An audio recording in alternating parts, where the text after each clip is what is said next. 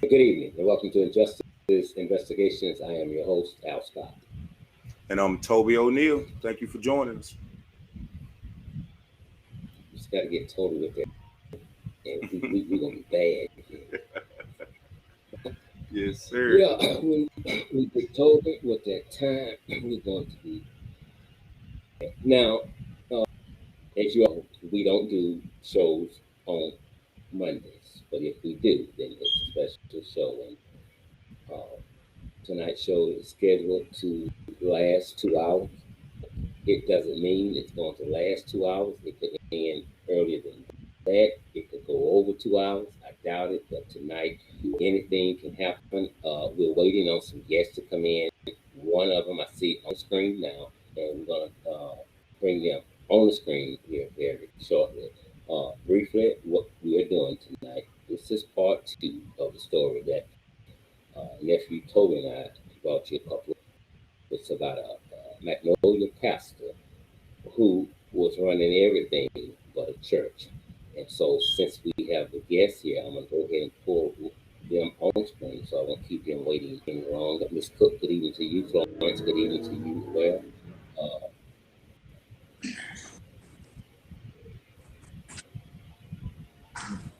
Good evening, ladies. How y'all doing?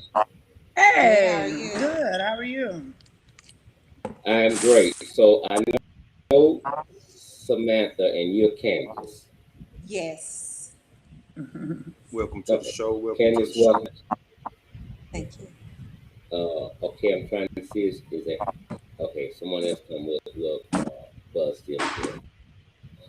Ladies, I thank you all so much for coming on the show tonight. We know this is a very, very serious topic. We've heard from the other side twice, and now we're going to hear from you all. Of you who are not familiar with this case, again, we're just tuning in. It's about a pastor who, as Samantha's going to tell you, ran the whole house. There was also, in my opinion, he was a cult leader. Nothing about this man said Jesus, not nothing. And I say that with all due respect because Samantha just don't know about Pastor Mitchell. She is his niece. And she called in the last time Toby and I did the show. We called in a lot and we have met her. We searched for her, we couldn't find her. We also searched for a lady named Angela, we couldn't find her. But God works in various ways. They both was on the line that night. So I believe God intervened in that. Ms. Ronald, good evening to you. Angela Edwards is here tonight. Okay, you can't log in. Yeah, that's what I'm. You don't have your link. Are you sending it to her, Samantha? Yeah, well, she's saying she can call in, but she didn't know she needed a laptop. Do you need a laptop, or you can do it from? Okay, you can do it from your phone. If it's an iPhone, maybe not, but anything. If she just wants to call in, that would be fine as well. It's totally up to Ms. Edwards. That's fine. So, okay. If you want to call in, let's do. Already up there.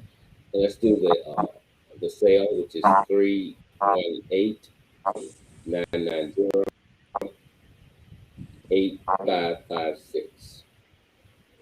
Again, it's 318-990-8556. So anyway, in all fairness, when Toby and I spoke with Samantha 3 days ago, we debated on whether or not to the show. In all fairness, that was the only right thing to do. But later, as Toby discussed the case, we felt it wouldn't go with them on the same show. They welcome after tonight's show if they want to come back and do a rebuttal to this, but we're not going to keep going on and on and on and on with this story and stuff. But I thought it would be foolishness and interruptions as it was in the last show, so therefore Toby and I decided we don't need the family on here tonight. Okay, I'm assuming this is Angela on the line. Yes, sir. Angela, how are you this evening? I'm good. How are you? I'm great. I thank you much for calling in to tonight's show. I really appreciate you. Okay, so it's about Pastor Mitchell in prison. He's doing 75 years for rape and molestation of a 15-year-old child who was also a member of his church. Now, this is a very baffling story. Allegedly, one sister says it happened to both sisters. Two. One sister said it did not happen at all. But from reading the transcripts and what the courts decided, I believe that it did happen. Yeah. And so we're going to get deep off into this very shortly here, but I have to turn it over now to the other host, Mr. Toby O'Neill. First of all, I want to thank all you ladies for coming on the show and sharing your story with us. When we got this story, like I talked to my uncle, and usually these stories focus on the predator. A lot of the time, the predator gets so much sensationalism. Right. But with this show, we wanted to do something different and try to see if we could help somebody who might be in this situation or find themselves in this type of situation. Right. Yes. And since all of y'all have been in this situation, I figure like y'all are the best people to help us do that. So I thank y'all for coming. No problem. Having us. Okay. And, well, first of all, we need to start like at the beginning. And like I talked to you earlier, you being a niece, you've known Mr. Mitchell longer than anybody else. So could you take us back to your earliest memories of Mr. Mitchell, your uncle? Yeah. As far back as I can remember being young, maybe 10, 11. I'm 44 now. When my grandmother was alive, he was very aggressive. My family's history, or the bloodline, I would say, comes from a background of drugs, just child molestation, parents doing things they shouldn't be doing to their kids, a lot of abuse, things along that line. So my grandmother basically was addicted to a lot of pain medication. She was always sickly. My uncle, vivid memories of him at that age, very aggressive, to the point that he would come to her house and pretty much strong on her and take her medicine, basically. Addicted to different, pain medications and stuff like that. And of course, they graduated to crack cocaine. I remember him and my mom, their relationship going up through my young age from 10 to maybe 14, just remembering their binges and, him coming over and just being on drugs very, very badly and just getting in a lot of trouble, doing things he shouldn't. So those were the memories that I had. Early on, even into my teenage years as a young girl, his kids, of course, I grew up with his children. I just remember a lot of abuse toward their mom. He was just the uncle that had a lot going on, you know what I'm saying, on drugs and just one of them uncles you hate to see coming up. Yeah, kind of. I mean, he was cool because he had a very charismatic personality. So he had the gift of gab. He can talk. He was very funny. But on the flip side, I guess the addict in him, or the drugs and stuff like that, brought out things that were quite bad. I remember a particular story that my mom shared with me a long, long time ago, and this was the surprise that I told you guys I'm to tell you about. Basically, she said that my uncle went to go to the Social Security Administration to get a crazy check. He was going to go get one. And usually, from my understanding and the way my mom explained it, it's a process for that. You don't just, you go, they may evaluate you, but you're not going to hear qualified. Well, my aunt took him. And this probably was in the 70s, maybe 80s. And she said that he went in and he came out not shortly after. He wasn't in there too long. And basically, she was like, "Well, what happened?" And he was like, "I got it." They gave him the crazy check right there Like on the that. spot. Yeah. On the spot. And she was like, "That don't normally happen. Like, what? You know, how did you get it so quick?" And she say his words was, "I told him I seen God face to face. I talked to God face to face. I seen him face to face. Yeah, they cut the check." So that was back in the 70s, 80s, I guess.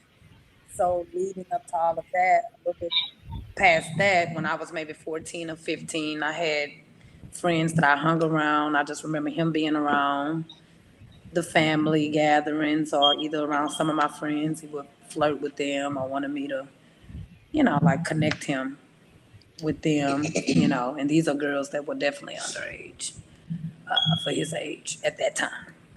So So it's like I always like to say that uncle that come around and say, "Here goes some money. Don't tell nobody. Or don't tell your mama." type of, yeah, could be, yeah. I mean, never did anything like that to me, but yeah, Okay. definitely. So you saw Would signs. steal from you, stealing, and just doing whatever he needs to do to supply his habit and get by any means necessary. So that was my memory of him coming up as a young girl. Okay, Candace, I'm going to get to you next. I want to speak with Angela, and after I speak with her, we're going to kind of read some of what's in the indictment, so those that don't know will know who we're talking about this evening. Angela, when Toby and I heard about you had done an interview with a news station, and we watched it, and I think it was about 20 minutes before airtime. We were searching for you, and we couldn't find you. And Toby said, "We're running out of time. Let's just try to get it tomorrow."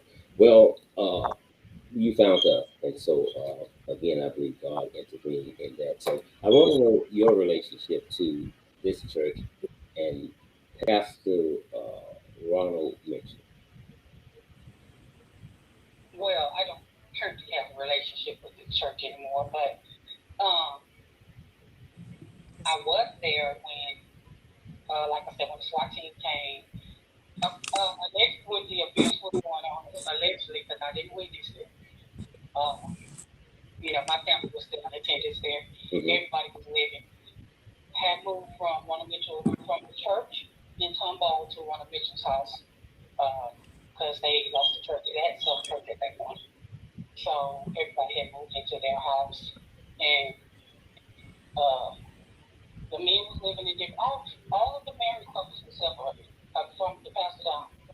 He had separated all the married couples. So, and then the children were not allowed to call their parents mom or dad because of what he said was, demons and quote unquote fleshly connections. So, yeah, I mean, I was there up until this happened, and when the allegations came out, it was just like, I was able to look back and say, wait a minute, there were plenty of times that he have been, seeing him and Tanya was going to the store, one of the girls was going to the store, or I would see his wife taking one of the girls or two of the girls somewhere. But when the church moved into his house, Ronald Mitchell, Sandra, and the two sisters moved out. They were never there. They was always on trips. I mean, a week, 2 weeks, 3 weeks, 4 weeks. I mean, they was always on trips. That's what I was telling you last time. When the SWAT team came, Sandra, Celestia, and Ronald Mitchell was again on trip. They had been on trips somewhere. That was the day they would be coming back into wow. So, Wow. yeah. So I was able to look. I was just like, man, I gotta instantly everyone was like, oh no, he will never do that. He will never do that. I was just like, wait a minute now, but I can say times that I witnessed him, being alone with those girls, because he did in the beginning. He emphasized applies to us, you know, as a body, as church, as ministers, you know, never be alone with the opposite sex because, you know, the enemy can come in, people can, you know, you can get accused, you know, churches are destroyed, families are destroyed behind this stuff. So I do believe he had good intentions in the beginning, and I do believe that he was pursuing God in the beginning. But somewhere in there, the enemy came in, and when everything came, I found out a lot of stuff that I didn't know, you know, was hidden, you know, from me, which is why I went to hear with the last people that was on the panel, because I'm like, he kept us in the dark about a lot of things. Like when the charges came out, he was like, "Oh, nobody get on the internet and read nothing. Nobody read the newspaper. Nobody watch the news. Y'all don't need to hear these lies that they spewing out." But he never talked about, you know, he never discussed it. Like I said, he never said he didn't do it. He just always nodded his head when everybody else was saying, "I know you would never do none of that. I know you wouldn't." I was like, I didn't have no thought. Did you ever do that? No question came to my mind. So it's like, they're going so strong and defending him against something that he himself has never denied. He has never defended himself against that. The only thing he ever says is, "Sandra and I, we innocent in the eyes of God." I mean, verbatim, that's the only thing he ever says about that. When you were there, did you ever witness the pastor having wine with the two girls we're speaking about tonight? Yeah, right before everything came out, apparently they had been for years, but I didn't know. Right before everything came out, he had invited, this was when we were living in church, he had invited everybody to his house, like to have a dinner or something. I can't remember what the occasion was, maybe a prayer meeting or something. There was a prayer, because it was like a casual thing. And he had like a lot of bottles of red wine in his freezer and like white wine that he was pulling out. He did things in extreme, so he wasn't going to buy one or two. He brought like a lot of different kinds, and he was like, I was like, "What y'all doing? Did I take sacrament?" And he was like, "Oh, yeah, so we're going to let you in on something. God have given us special privileges, and we are allowed to drink wine, and we've been doing this for a while, but we're going to let you in on it, but you better not tell nobody." He was like, "Come on, man. We're going to let you in." There it is. Don't tell nobody. They're laughing at what you said. The pastor said, you know, about don't tell nobody, whatever. Yeah, so he was like the bartender. Basically, he went around, "What color you want? What kind you want? White or red?" You know, serving everybody. And yeah, the girls, the young girls got wine. The young girl Leah that was on your last call, at the time I think she probably was about 12, no more than 13. She had wine, but he did ask her parents before he gave her some, and she wasn't. From my understanding, she wasn't included regularly, but that day she was. He did give her some. I was just like, wow. And I told him, I was like, I don't want to. Like, I didn't drink before I got saved. I sure don't want to be doing it now. It's just, I mean, it's just not my thing. I didn't like it even before. Like I say, even before, it's not something I wanted to take part. So he was like, "You got to drink some. You know, you got to drink it." And he filled my glass up, and I stepped to her. Man, I don't like it. It makes me gas. And everybody kept whispering, "Girl, you gotta drink that stuff, girl. You gotta drink that stuff down. You're gonna get in trouble if you don't drink that stuff. Don't let pastor see that your cup is still full." Like the whole night, everybody came. I'm gonna say it went from like 7 p.m. to like the next day, 6 and 7 the next day. And you have to drink, not to your capacity, his capacity. To when he's a former crackhead. So you drunk until he felt, he was like, "Get to your happy place and stay there." But y'all don't get drunk. Get to your happy place and stay there. Why you looking like that? Why you looking like that? Barry, why you over there falling asleep? Man, you supposed to be in your happy place, man. Man, look at you, man, you crossing the line. I mean, it was just so much. But people was drinking mine for me, like I said. I did not like it. And so the next day, I went to prayer, and I came back and I told him, I said, "God told me not to partake in this." So from that day on, you know, I wasn't invited when they had wine. I wasn't invited to events when they had wine. But they did it big. When they went on cruises, the couples had like, they would go to Walmart. They would buy so much wine in a big duffel bag, and they took them on the ship with them. And yeah. So, okay, let me ask you this: were you there when the youngest daughter was isolated from everyone but the pastor and his wife? Well, it wasn't just the youngest daughter. It was the oldest, Alexia, and her sister. So the way the house is really big, and they have an attached garage apartment. Maxine lived in the garage apartment. So Alexia stayed upstairs with Maxine. Sandra stayed in a bedroom in the house, and the other sister stayed in that room with her. Oh my God. And so it was basically like, y'all need to talk to him. He would always say, they not the judges or something like, Celestia is on the judges, so nobody talked to her. Or the other sisters on the judges. It was like they was always in the list, but they was always, whenever it was time for them to go to the on trips, they always went with Ronald and his wife. So, but yeah, he kept them isolated. I remember one time in particular, we was all sitting at the bar. This was probably before the start. And the younger sister had she was going natural. So she had her hair in the afro, which it was cute to me. She was young. He came. I remember her older sister came and said to her, so Lexi said, "Hey, why you wearing your hair like that? Pastor don't like your hair like that." And she was like, "But I like my hair like this. But I like my hair like this. I want to wear my hair like this." And so when he came into when Ronald Mitchell came into the meeting, because the younger sister, she was sitting right beside me at the bar. He came and stood in front of her. He said, "I don't like your hair like that. Didn't I tell you I don't like your hair like that?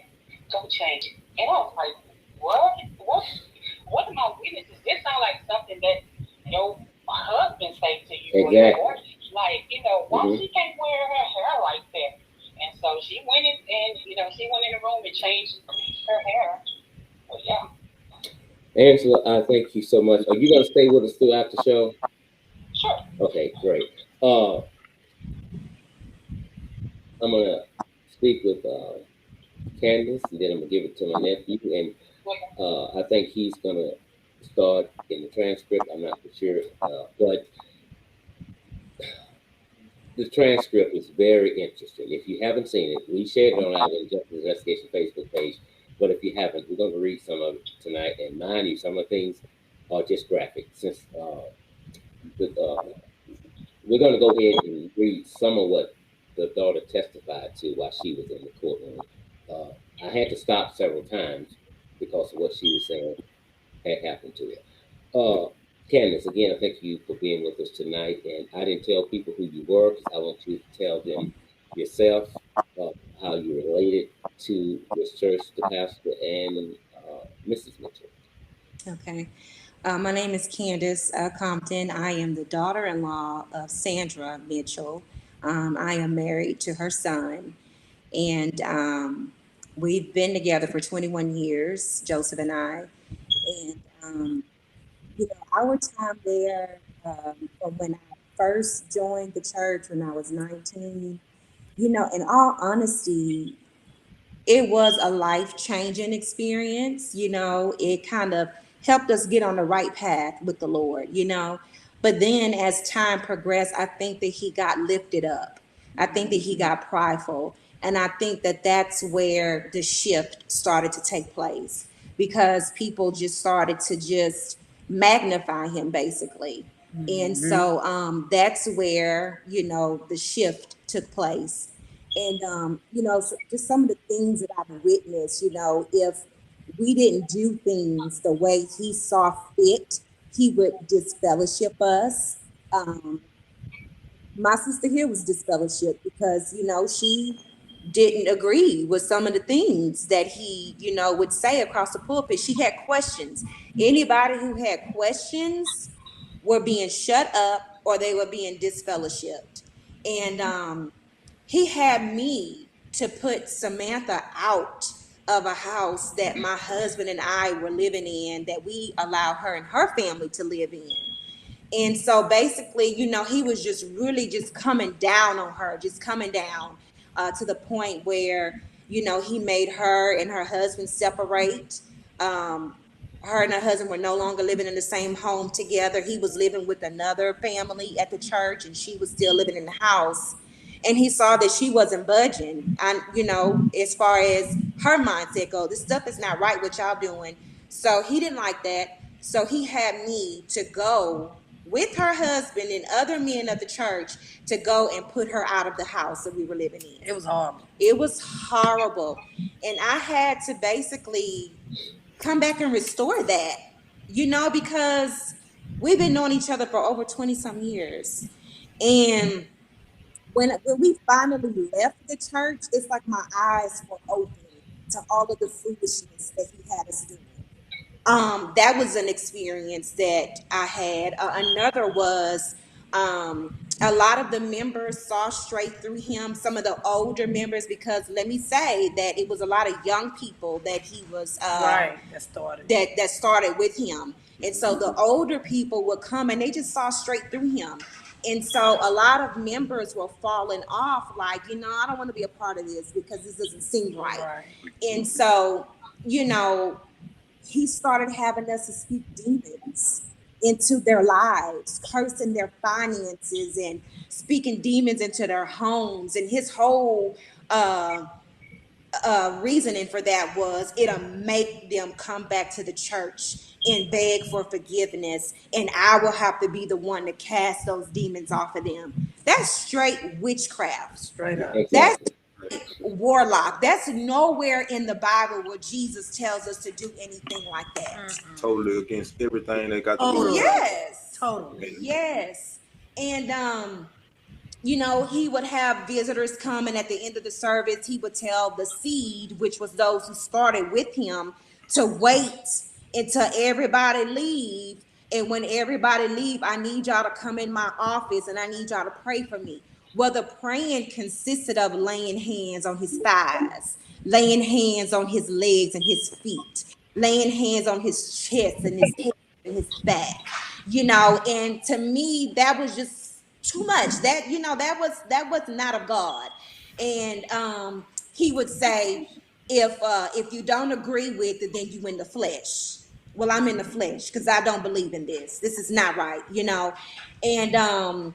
it's just those things that took place. And I witnessed that firsthand myself. I've also witnessed being in their home, and he would have the single women to come over and massage him in his bedroom with the door closed, and his wife would not be there. There it is. I knew it. So, all of this, was kind of like, is this right? But when you're brainwashed, you really don't know if it's right or wrong, because you're being brainwashed and you're being made to believe that if you're not on the same page with the man of God, then you in the flesh and you're going to get disfellowshipped, and so all of these things are running through a young person's mind that, oh my God, if I'm not on the same page, I'm sinning against God. Right. I'm in trouble with God, basically. Yeah. Another experience, I was one of the teachers at the church.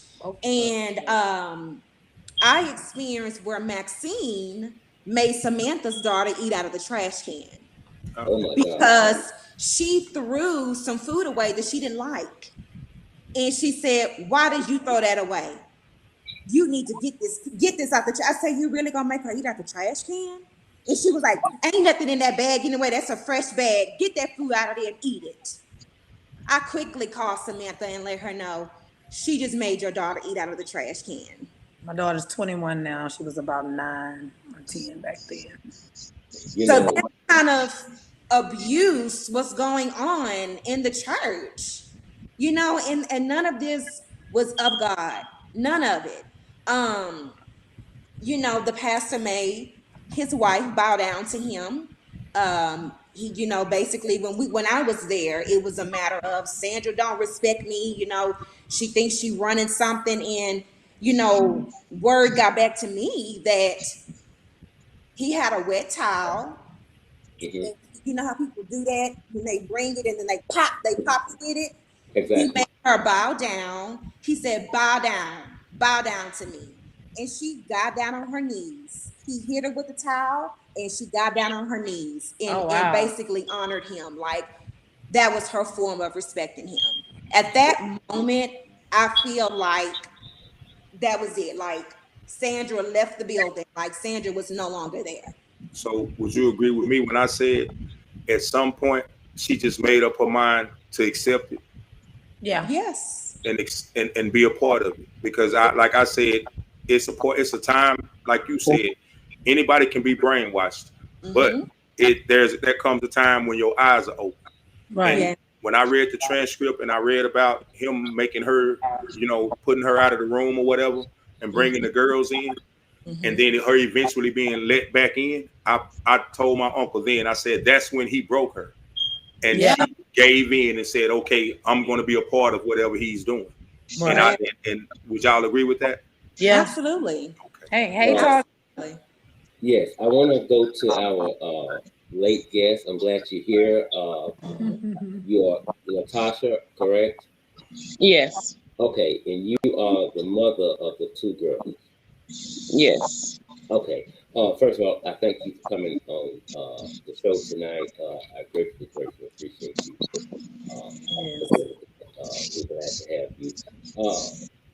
Before we get to Toy, since you're on the screen, you have two daughters. One is saying it happened, right? And one is saying it didn't happen. Say that one more time. Babe, you have two daughters. One daughter is alleging the sexual acts occurred, and she says it was on both daughters. The other daughter says it didn't happen. Correct. Okay. I take it you believe your daughter that said it happened, because in the transcript, once you found out about it, and we applaud you for that, you immediately took her to the police station. Right. Okay, so why the difference? And one said it did, and one said it didn't. Why do I feel it's a difference? Yes, ma'am. Well, for one, Celexia is still brainwashed, but according to what I have heard from my other daughter, the one that came forth, Celexia fell in love with him. So you dealing with like what they call it, Stockholm syndrome. Yep. We spoke on that. And I hate that it's true, but I spoke to my uncle about that in the beginning. And that's the conclusion we came to. Yeah. So Taya was never in agreement with it. But apparently Celestia was. I wasn't going to bring that part up about her falling in love with him out of respect for you. But a few weeks ago, that was right before they called me again to come back on the show. A lady was on our YouTube channel, and I guess she took it down later. But all she said was, it happened. This one just fell in love with him. And I confronted the family about that. Again, that's a lie. That's not true. But that's my belief that through brainwashing, that she fell in love with him. But it's a fragile situation, because you got two sisters who love each other. Right. Well, yes, they were extremely close. So they came when we came to the church when Celestia had just turned 4. Taya was still 2. So yeah, they were extremely close. And he somehow Taya shared with me what he would say would be basically, your mama loved Taya more than you because she looked like her. She looked just like her. So he slowly begins to divide and conquer, if you will. So he would say things like that. And y'all got to excuse me. This is not an easy situation or easy to discuss. But yeah, so he would get in their heads and turn them against each other, pretty much. But they were young. They were so young, so that's acceptable because Right. he got to older people. You know what I'm saying? So Right. like you can't expect them. They young. But you Right. said that you came to the church initially with your husband. No, You no, didn't? no. I was single when I came. Oh, I was okay. 21 when I came. I didn't get married until after I had been there for about 4 or 5 years, I think. I got married in 2006. So this okay. The niece Samantha said he married her, right, Samantha? Did he marry you and your husband? He married me, and Yeah, that's what you said that earlier, and I'm asking her if Latasha, if did he marry you and your husband too? Yes, he did. he See, married her. okay, I asked that because why is it that in the beginning he's so pro marriage and he marrying y'all, but then later on he telling y'all don't need to be with y'all husbands? When one don't agree, or Exactly. Yeah, when one, Right. okay, there it is. There it is. Yeah, when one doesn't agree, or if one objects to any of thing he is saying, then all of a sudden we're Jezebels, or we are the rebellious. lowest of the low. And And think about it though. The thing about it in those situations is it's one thing when you have one person doing it and belittling you and doing, but when everybody else take part in it, that's a major peer pressure. That's a major peer pressure, and it makes it real hard. I would guess to just stand up against it. You know what I'm saying? When those are your family and friends, and when the leader and the family and friends are against you, that could be like hard to just overcome. I believe. That's exactly what he would do. Actually, it's extremely hard, especially when most of his congregation was younger. Yeah. So I believe we all were very impressionable, and I believe that we all really wanted to serve God with our whole heart. I don't believe anybody was there just playing. Right. And honestly, I don't believe that he went off somewhere. Yeah. Exactly. He went off somewhere. When I first came, I didn't feel like that's definitely not what I received when I first got there. right. But over time, little by little, a little truth, a little deception, a little truth, a little deception, a little truth, a little deception. And when you mix that long enough, it's a perfect storm. Yeah. So, but yeah, it became a bashing. And it was all for the bring them before the church. And, Yeah. I never really agreed. I was always talked about because I was so quiet. But I never felt that was something that needed to take place, even though we all at some point was before the church and we all at some point had some type of input. But like you say, peer pressure is really strong, especially when it's a smaller congregation. Yeah.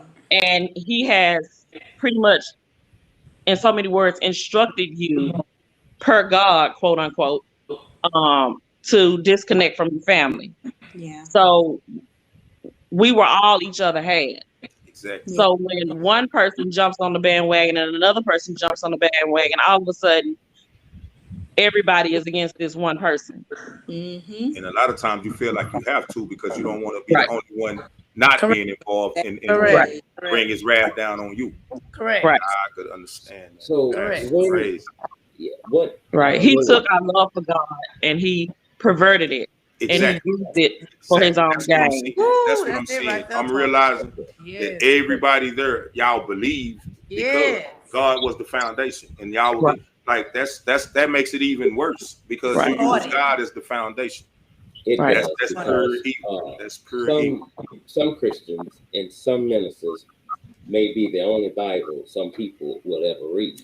Right. So if you conduct yourself outside the circle of God, well, you might be the reason some people don't make it to heaven, because if you can do what you want to do, and God still uses you, then I can just keep on sinning, and I'm sure I'm going there, And so it is hard to look at a pastor, a man or woman of the cloth, and say that they're going to tell you something that's wrong. You know? Exactly. Right. But what I want to ask you, Tasha, Toby and I debated this. I think Samantha and I did. Tell me about the 21 days For 21 days. that your daughters had to stay there with him. So he came, said he was in prayer, Yeah. and said that God said the girls need to come to his house for 21 days so he could mentor and help them spiritually. So whenever he came with something saying it was from God, it really wasn't a question. That's right. It was more of, this is what's about to happen. Right.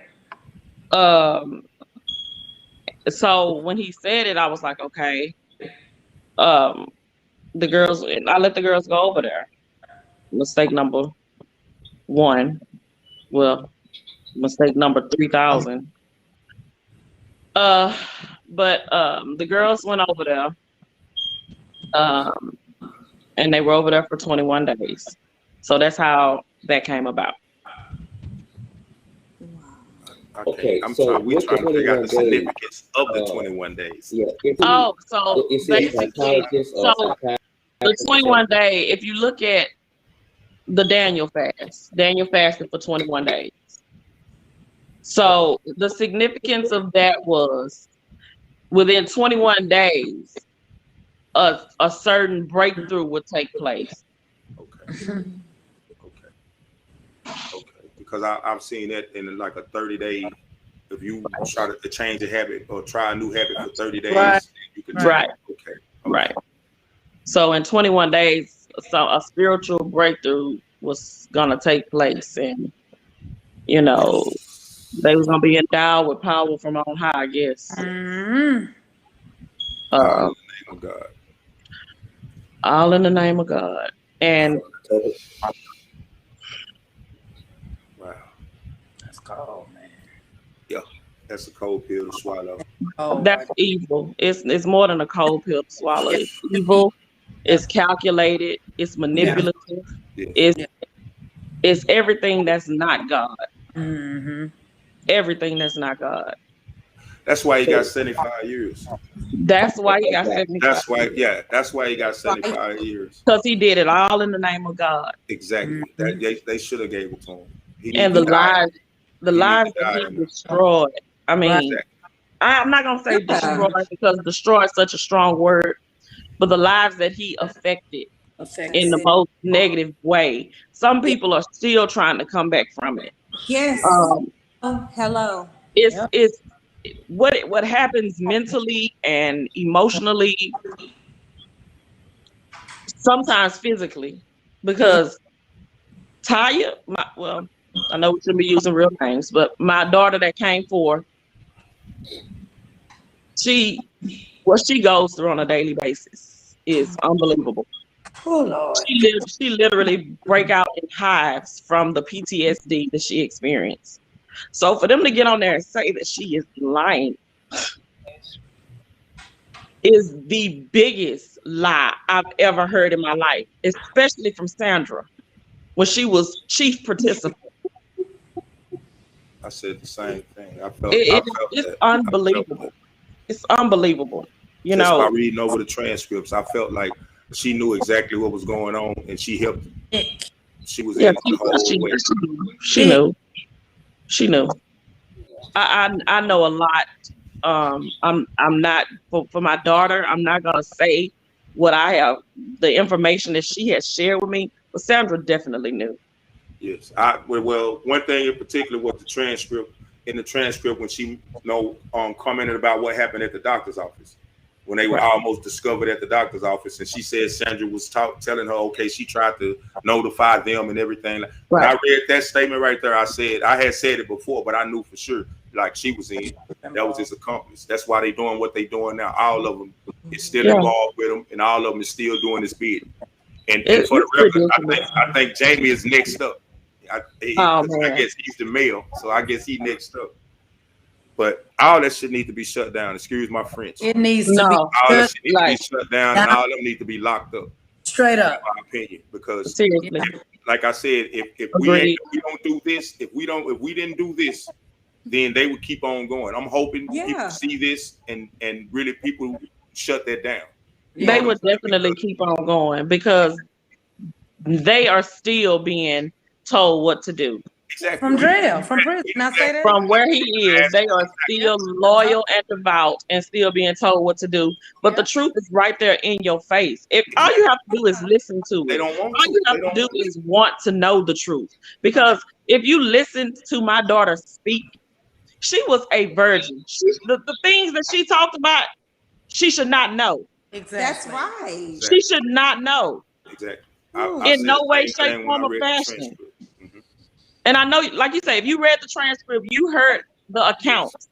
Yes. So how would she know Exactly. what, you know what I mean? Like she doesn't know anything like that. They didn't have the access to telephone, like being on the computer, being on the internet, being on Facebook, being on social media was out. Yeah. Everything was out except for the news, and then sometimes even that was out.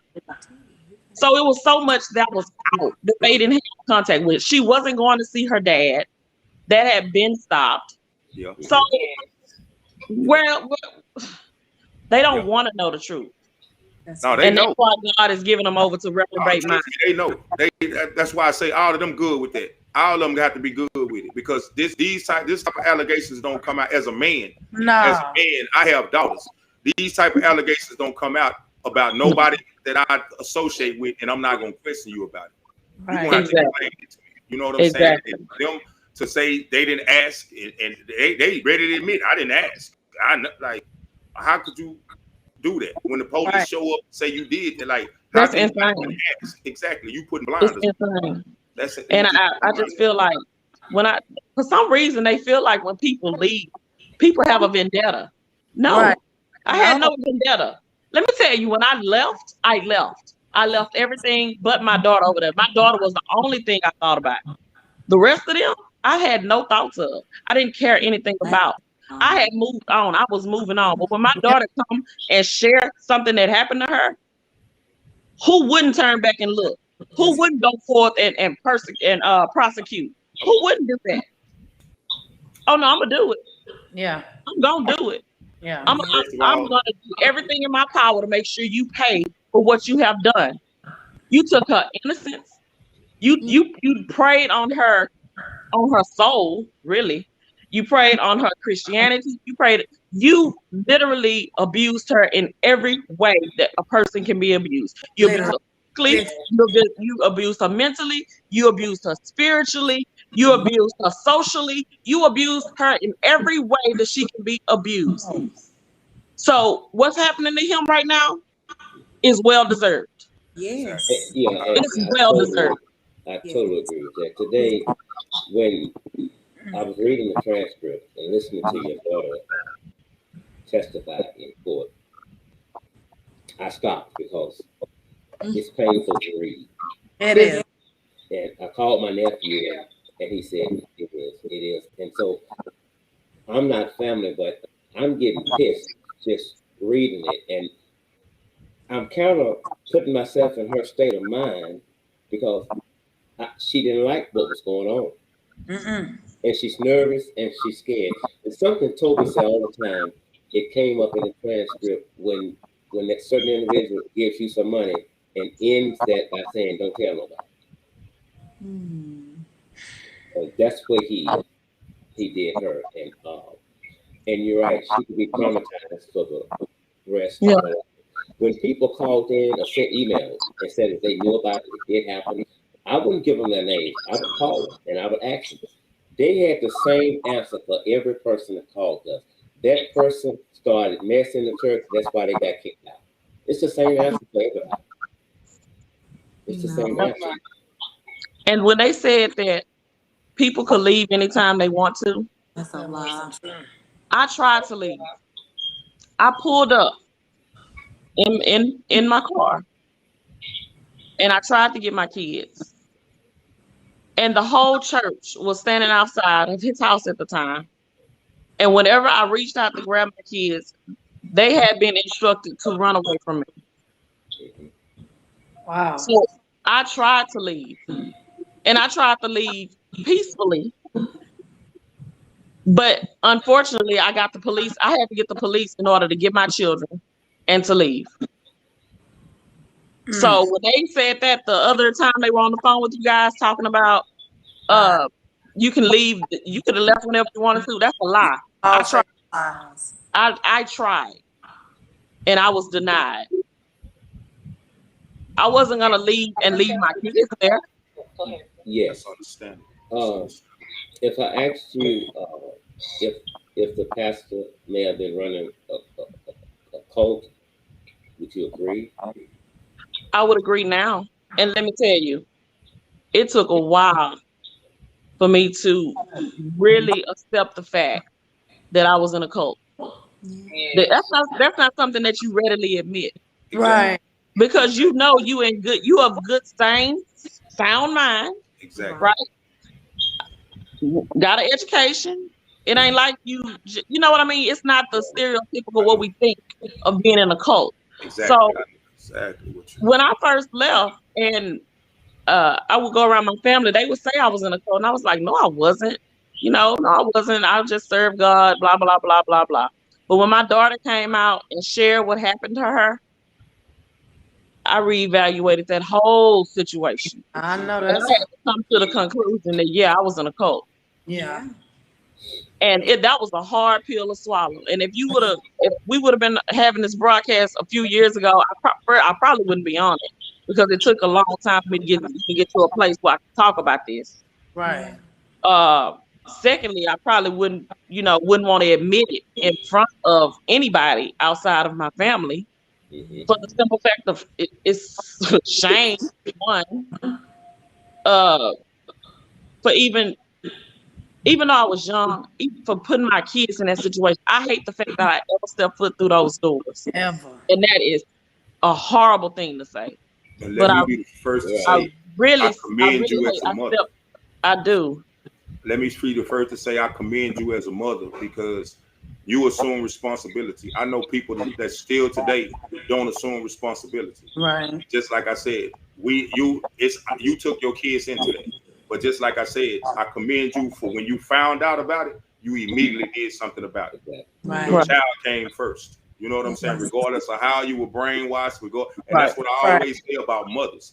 That motherly instinct is stronger than anything. Yeah. It should be. And anybody that loses that, I feel like you're no longer a woman. And I commend you for that because I read the transcript and it seemed like as soon as she told you that, you made a beeline to the police, and I commend you for that as a mother. The day she told me, that day I was at the police station. Exactly. Yeah. Exactly. I commend you for that. But Angela, okay, go ahead. Oh yeah, I was going to share just kind of touch on what Natasha was sharing. And Candace and Samantha, anybody else at the church can witness this. Ronald Mitchell was known for kicking people out of church. He was not known for chasing people down and begging them to stay. So I think Natasha tried to leave a total of 3 times. I was like, what's going on? He would be like, oh, she called and said she needed y'all pack her stuff up. And then if they would talk her out of it, he would be like, y'all unpack her stuff. She's not gonna leave. He was giving like strict judgments to everybody. But then I would notice that he would be like, one time I think Latasha, and you correct me if I'm wrong, I think her husband put her on the fast. And she was even on it the whole day. Ronald Mitchell took her out. He started giving her passes. He would take her on for judgments and, oh, God told me to take her out for that judgment. Judges that he put on her too. Oh, God told me to remove it. And I was just like, and I turned around and I looked at him one day when he was like, what's wrong with you, Angela? Why are you looking at me like that? I'm like, well, God is not a respecter of person. What is it about her? You know, he just started, he would take her off and buy her food. You know, he was actually it was just things that was just red flags, like I say. So when everything came out, it just started, the puzzle pieces started fitting together. Like, why you keep chasing her down? Like, every time she try to leave, like, don't destroy them girls' souls, don't take them out. And when they left, the day that he brought the sheriff officer, I mean, all of our prayer meetings, but she need to pray that they bring Talia back to Ronald Mitchell, and they need to bring Talia back to Ronald Mitchell. And I was like, okay, I was like, God, the blood of Jesus, because she belongs to Jesus. Should she be returning to Jesus? You know, so I stopped praying, and I told my husband at that time, I was like, this is not right. Now he want to judge. He was speaking judgment and death and sickness and disease, all kind of stuff on Latasha, but pray that to bring Talia back to him. That was the whole prayer meeting. And then it was like, nobody can talk to Alexia. Sandra, make sure she's not on the phone, because she might be trying to call her mom, but make sure she's not on the internet at the time. Wow. So she did school on the internet. Make sure she's not on the internet. Y'all make sure she's not watching. It was just like he started bringing more strict judgments, and at the time, I still didn't really know about Alexia was a victim too. And so he would always say, they trying to give me 8 years, and they trying to use Alexia to do it. Which in my mind, it didn't compute. It was like, but I thought her sister was the victim, not her. How are they going to use her to give you 8 years? And then my husband told me that Latasha and her husband had left him a voicemail saying that it happened to both of them. And so that's why I was like, well, I'm not going to just be here and don't ask. You know, I'm about to find out, because if he said, I'm out of here, and I'm definitely not having my daughter around him. So when I asked her, and that's why when I didn't want to go to the news. They approached me about going to the news because they wanted somebody to give his side. And I said, okay, but I was still wavering because I know what happened. Oh, and I know the things I've seen, but then I asked this other sister, and she said it didn't happen. So I still was like trying to put it all together at that time. But then after that, I was just like, you know what? I just believe Alexia is lying. I think this stuff happened. And the way they came in the courtroom, let me tell you, Mr. Scott, they came in like the mob. Ronald Mitchell was stepping in front of people outside of the court, bucking like nose to nose, stepping. He did it to his own son too. I mean, anybody that got off the elevator to go into court, they was mean mugging them, staring them. I mean, it was a mess. I was like, this supposed to be a church, and most of them people that came on your panel and testified, when Tanya was on that stand telling what happened to her, crying.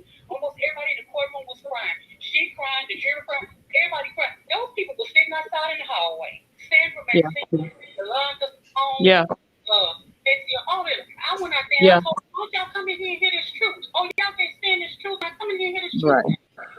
You keep talking to us. I was like, yeah, that's right. I said the truth. Come in here and hear this truth. Because I just felt like Alexia and Sandra knew what was going on and Ronald Mitchell, but the other people was, in the dark, because I know how he hid a lot of stuff. So I was sure they didn't want to come in the courtroom and hear that. But anybody that saw that baby on that stand crying, weeping, like her mama said, those girls had. Alexia was very protective of her younger sister. I mean, very good. So to have her telling them lies that she told them to stand, coming on social media, telling these lies, the first thing you're going to say, I have 6 sisters.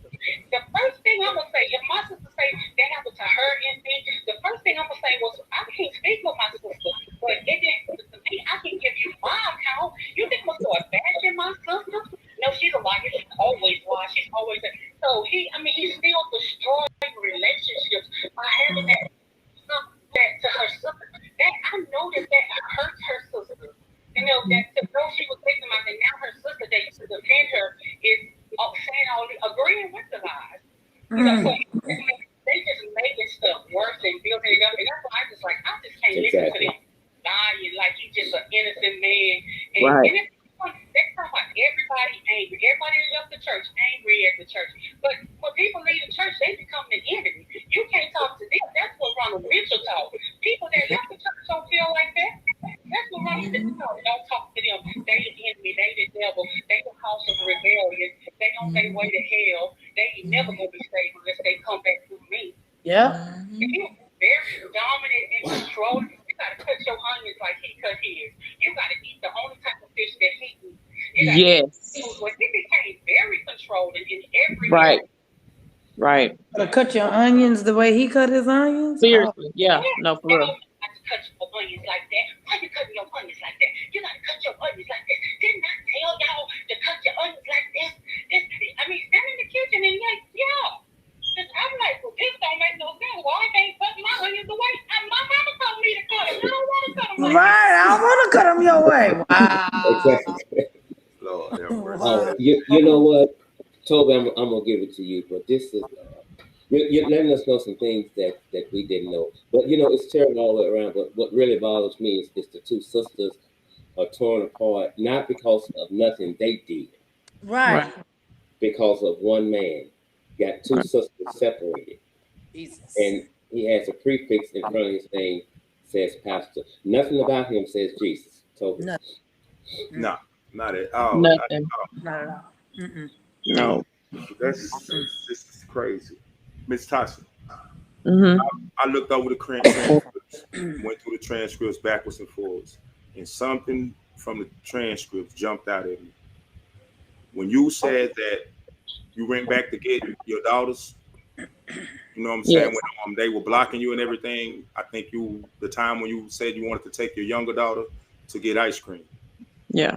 You said that you came back to the house and they let you in, and you said they prayed for you. Yeah. During that time, when you testified that you revealed something to the group. Do you remember what that was? Yes, that I had well, while they were praying for me, Angela said that she heard God say that I had either an issue with him or something, but I knew it was unforgiveness for he had slapped me. I think he had slapped me or hit me or something. Oh, so you got physical. No. Yeah. I'm gonna read a summary transcript. Wow. Nothing that was said. That's horrible. No, But that's not the first time he's gotten physical. He's gotten physical before. I believe he slapped one of the other sisters. We had the church on Crestmont. He slapped a sister. I remember that. I don't want to call her name. Yeah, I know. Yeah, I remember that. Well, this was in front of everybody. We were on a cruise, and I had fell asleep. First of all, the cruises, he mandated that you had to be in your happy place, okay? And the happy place really is you drunk. Yeah. So, and it was all drinking wine. So anybody knows that when you have drink or when you do drink, You sleep. if you're not up moving around, if you sit down, you're gonna get sleepy. Yeah. Once it starts to taper down. I fell asleep. And that was always another issue with me. They was always talking about I was falling asleep. But anyway. So I had fell asleep. And Simone stated that Latasha, wake up. At that time, he grabbed me by my hair. He yanked me up by my hair. And I didn't hit the wall, but I ended up against a wall. And I was still really drunk. So I was trying to wake up and trying to come through at the same time. And then he took a glass of wine and threw the glass of wine in my face. Wow. And he did this in front of everybody that was there. Man of God. So everything in me at that point, I wanted to just pick up my shoes and run out. But we was on a cruise ship. So I stood there as he talked, and I looked back at my then husband. I looked back at him, and he just looked at him and didn't do anything. Oh, see. So I looked at him, and then I look around at everybody else there. And my first thought is, I'm going to have to fight all these people. Yeah. So I just stand there. Exactly. I understand. I mean, I stand there, and then and then he started boasting later, talking about I'll never apologize for it. It was just a lot. Oh Lord. So that is the incident that I was referring to in the transcript. Tasha, That's the incident where I had a problem. He a man of the clout, but we don't know what clout he cut from. Let me ask you this. When was the last time you spoke to Celexia?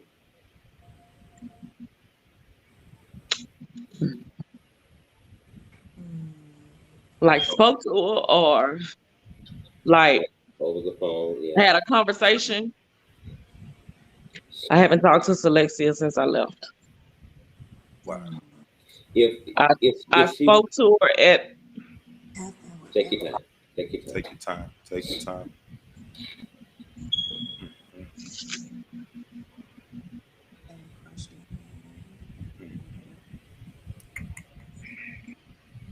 I spoke to her at the court, and she did not speak back. Wow. So that was the last time I saw her outside of you guys' broadcast was at court. I tried to, I had located where Simone lived one time. So I tried to go by there for Thanksgiving to see her. And they called the police on me and gave me a trespass warrant. Whew. So I don't, I just pray that one day we all need to say a prayer. Yeah. We all need to say a prayer. If she watches this, what would you want her to know? Because I know you love her and I know you miss her. I do. I would want her to know that I love you very much. And I miss you every day. And you always can come home. Always. My door is always open for you. Always. And every lie that he's told you, that I didn't care, that I didn't love you, it's all lies. Just all of it is lies. Jesus. Amen. Amen. I commend you because it's taken a lot. I know it's taken a lot. And like I said, hopefully this show can help somebody. Hopefully this show can help somebody heal. Hopefully if anybody is in this situation currently, it'll help them, to open their eyes, because we all fall victim.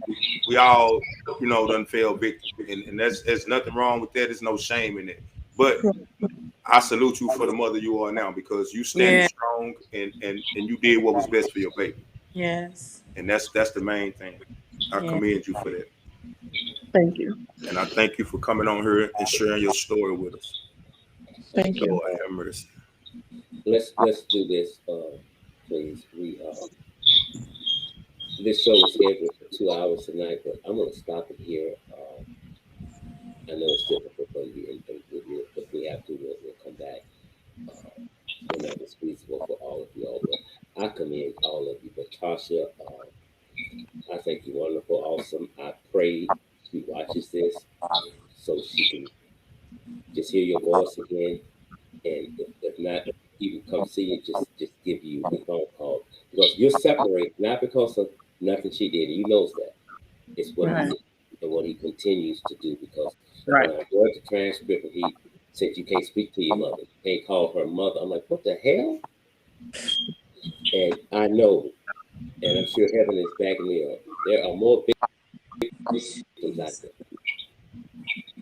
there. He received 75 years in prison. Yeah, 75 years. It wasn't. No, it wasn't even. No. It just wasn't. For all the pain that he has caused, the separation.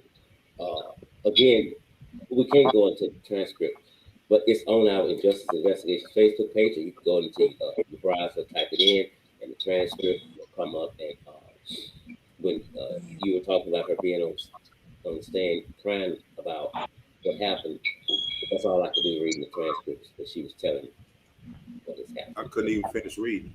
Exactly. I couldn't even finish reading. Me either. Yeah. That's a despicable person. And just like I said, the fact that she had to get up and recant that, like I said, I know that took everything, and I commend her. You let her know, what I'm saying, that she's a superhero to more women and more girls, because she just don't know how many people she saved by her being woman enough, you know what I'm saying, and to come forward and take that stand and put his ass where he need to be. Yes. So we salute her for that. We salute her. For that. And something you said, Tasha, right when you came on, I think, when Toby was asking you about the coat, maybe I did, when you said it was somewhat embarrassing to admit what had happened. But it's really not. And I'm going to tell you why. Toby and I talked about it earlier today. Well, I hadn't finished, but I'm counting in the transcript every time this dude said, God said, God said, God said, God said, God said, God said, God said. That's how he manipulated the children and the adults, because he's a pastor, he's in close communication with God. God said, do this. Right. And so if you can't trust your pastor, then who can you trust? Right. Exactly. He should never see the streets. Never. Ever. No. Never. And Yep. if they're watching or will watch later, Sandra, your ass needs to be in jail too. You was in it. Yeah. He needs Yes. to be under the Yes. You jail. was in it. Yeah, And most definitely. All of them do. Exactly. Agreed. Because all of them at this point, just like I said, allegations have been made. If you're not going to question those allegations, then there's something wrong with you. Right. That's as simple as that. And once the allegations come out, it's time to start asking questions. Anybody that's not asking questions, you putting the blinders on yourself and you choose. That's right. Definitely. And for that, we speak on this R. Kelly case. And the one thing I say about that is it was other people involved. That's It was right. other people involved. And just like I said, if you lock up one person and don't get everybody else involved, then they feel like it's cool. They feel like they did nothing wrong. That's Everybody right. needs to be held accountable. And Everybody. like I said, And I just want to say, like Maxine and Sandra were women that carried themselves, back then, in a very, you know what I'm saying, classy way. I mean, for younger women like us looking up to them, we thought that these were some, sophisticated women, that want to really teach, the young women. To see both of them, and especially Maxine, and I just want to say to her, if she's watching, you look like you ready to leave. Yes. She looks so Tired. tired and drained. Mhm. And I know deep down in her spirit, she know it's not right. Right. Deep down, she know, but she's trying to probably find an escape, because he's cut everyone off from their family, so they don't have no outside. and that's the main thing. That's where he won it, because if you don't have nobody else, then you take more. If you don't have nowhere to go, then you stay longer and take more. And just like I said, it was a setup. But if y'all ladies, if y'all like we talk about as men, if you look at all of these different cases, all of them, have the same pattern. Yeah. They break people down, they separate people, they get people dependent on them, and it's the same pattern. So we wanted y'all to come on here and give us y'all story so we can share it with the world and share it with other women, because somebody somewhere is going through something similar or coming out of something similar. Yeah. And I guarantee this will help. I guarantee it will help, and I appreciate y'all for it. For sure. God is not forcing people to do things. Exactly. Anybody that's out there watching, Right. we have to definitely develop our own personal relationship with God. He has to become our best friend. I tell him, but he's not the kind of God that Ronald Wayne Mitchell painted him out to be. And it was definitely, I'm here it is. I've been gone maybe, 14 years now, or however long that's been. I'm barely just now coming into understanding and knowing that God really loved me all this time. Yes. Because the way he painted it, Yes. waiting with a scepter, ready to, you know what I'm saying? Exactly. You just scared all the time. And so now I'm having to, even when I make mistakes now, as a believer, and we all do, I'm able to run to him. Exactly. Not away from God, because he see everything anyway.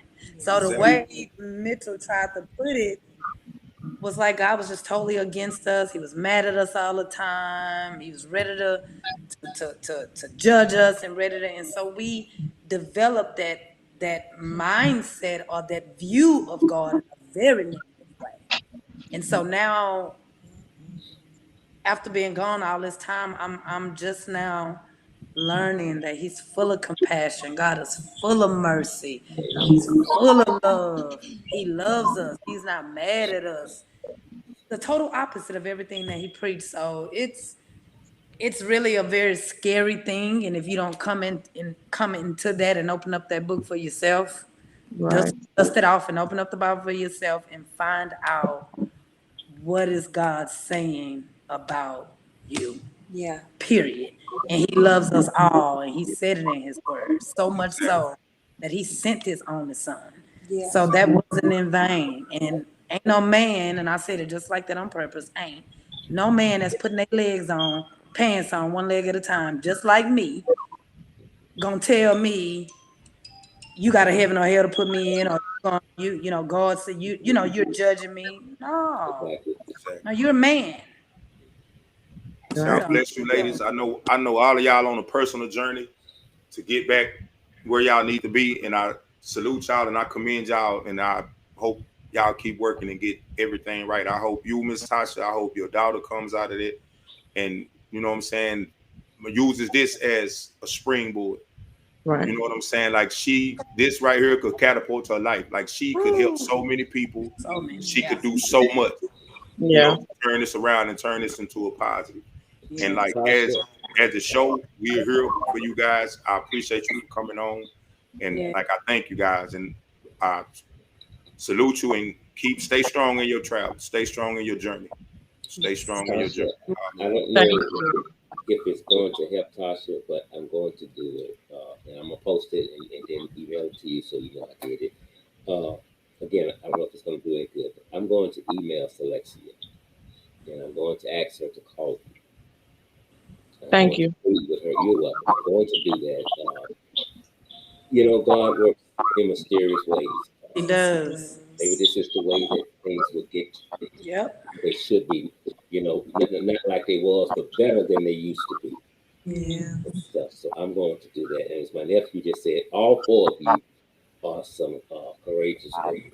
You're stronger than you know. You're braver than some of the men. Exactly. You are. Exactly. But we were supposed to go again 2 hours, but we just couldn't. But I'm gonna do that for you. I am and stuff, and I appreciate that. I really appreciate that. I appreciate you guys coming on, and y'all, we'll get together maybe at a later date, bring you guys back on. Hopefully, we can do a 2 hour thing then. If not, we'll do as much as God will allow us to do, because there's a lot of emotions involved, and I dare not keep you trying to relive that. I know it's painful to just know about it, period. Right. Okay. Now, before we leave, Samantha. Yes. Plug your book for me, please. Say it again. Plug your book. Tell us about your book. Oh, my book. Yes, I have a book I'm releasing next month. The name of it is My Story, God's Glory. It's just basically giving a snippet of my life from as far as I can remember, the experiences that I've had, the church, and just my life. So it's going to be definitely a blessing. I'll have it, I'm sure, on Amazon. I'm going to have a lot of book signing events and stuff like that. So I'm definitely looking forward. Oh, congratulations. Thank you, Todd. Thank you, beautiful. Yeah, I'm sure my nephew and I will get a free copy. Of course. You know I got you. Of course. Angela, would you like to say anything before we get out of here? Yes, I would just like to speak to anybody that may be in this situation or in a particular situation. Let no man become your God. Yes. Right. Amen. You have a personal relationship. Don't let nobody tell you God didn't tell you so. Right. Take it from you or tell you, you know, God gave you a marriage. And you don't let no man take that from you. Right. Let you birth children. You don't let no man take your responsibility or your authority. Yes. You know, your commitment is between you and God to do right by those individuals. Everybody have an ear to hear for your Yes. Yeah. I can They say right there. that we exalted and made, not intentionally, not it wasn't in the forefront of our mind, but we made Ronald Mitchell our God, and it was because Yeah. of the fear tactics, the control, you know, how he would just strip you of everything till you had nothing. You didn't have nowhere to go because you didn't know how to contact nobody. You didn't have no means. He just took everything from you. So I would just say, listen to God. You know, don't let nobody protect what God have, you know, assigned you. Don't let Yeah. nobody steal that from you, and don't give it to anybody willingly. You know, Right. you let God speak audibly to you. You know, I ain't doing it. That's between me and God. This is my child. I'm gonna have to give an account. You know, and I know that it's easier said than done, but just that would be. That's what I say to anybody in that situation. Angela, those Get out. Great message. those were some powerful words. Great message. Great message. Mm-hmm. And as Toby and I discussed earlier, that was part of our hope for tonight. Yeah. Someone might be in a similar situation and they would realize Yeah. that somebody keeps saying God said, doesn't mean God said it. That's Right. right. Right. You have to know that as well as God will speak to him, he'll speak to you as well. Yes. Right. And from reading that transcript, God spoke more to Pastor Mitchell than he Then did he to the prophet anybody. in biblical times. Exactly. Exactly. Yes. Ladies, as Vanessa said, y'all are great. We love you all, and we're here for you. And I'm going to send that email out for you. I promise. Yes. Thank you. All right. Thank Bye. you. All Very, right. very Thank you, Good night, ladies, for joining Thank us. you. I Good appreciate it. night. You're welcome. Remember, I'm not always right, and you're not always wrong. We'll see you tomorrow night. See you soon.